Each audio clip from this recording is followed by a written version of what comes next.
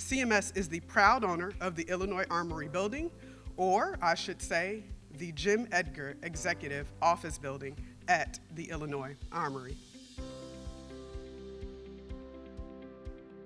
Civility, compromise, and compassion. That's what Governor Edgar said were his core principles in public service. And it wasn't just talk. That's who he was. It wasn't about winning arguments, it was about solving problems. Today, I undertake the greatest challenge of my life.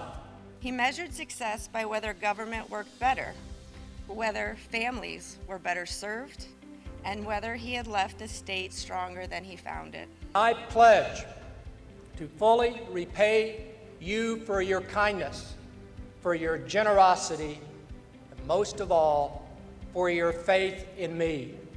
His leadership was defined by integrity, thoughtful stewardship, and a deep commitment to serving the people of Illinois.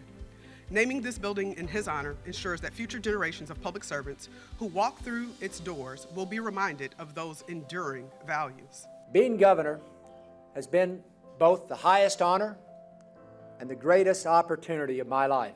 I know Dad would be both humbled and proud that his name will live on this historic Springfield building.